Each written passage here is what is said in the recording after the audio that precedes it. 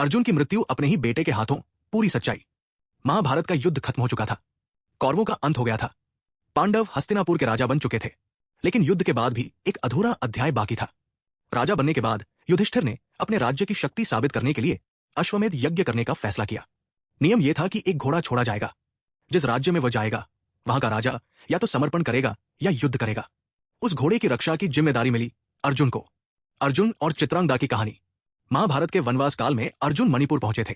वहां उनकी मुलाकात हुई राजकुमारी चित्रांगदा से। दोनों का विवाह हुआ और एक पुत्र जन्मा, बाब्रुवाहन। लेकिन अर्जुन ने वचन दिया था कि वो मणिपुर का उत्तराधिकारी बनेगा, इसलिए उन्होंने पुत्र को वहीं छोड़ दिया और खुद आगे बढ़ गए। बाब्रुवाहन अपने पिता से अनजान ही बड़ा हुआ। अश्वमेध का घोड़ा मणिपुर पहुंचा। सालों बाद वही घोड़ा मणिपुर पहुंचा। अब वहां का राजा था बाब्रुवाहन। जब उसे पता चला कि ये घोड़ा हस्तिनापुर का है और उसके साथ अर्जुन है, तो वो आदर के साथ पिता से मिलने पहुंचा। लेकिन अर्जुन ने उसे अपमानित किया। उन्होंने कहा, अगर तू सच्चा क्षत्रिय है तो युद्ध कर। बाब्रुवाहन के सामने धर्म और सम्मान का प्रश्न था। उसे युद्ध करना पड़ा। पुत्र ने पिता को मार दिया। युद्ध शुरू हुआ। बाब्रुवाहन ने अपनी पूरी शक्ति लगा दी। अर्जुन ने भी कोई दया नहीं दिखाई। तभी नागकन्या उलूपी, जो अर्जुन की एक और पत्नी थी, प्रकट हुई। असल में ये सब उनकी योजना थी। क्यों? क्योंकि महाभारत युद्ध में अर्जुन ने भीष्म पितामह को शिखंडी की आड़ में मारा था।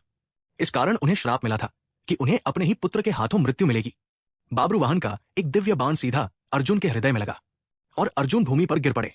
महान धनुर्धर अर्जुन अपने ही बेटे के हाथों मारे गए। अर्जुन का पुनर्जीवन। जब बाब्रुवाहन को सच्चाई पता चली, वो पश्चाताप में टूट गया।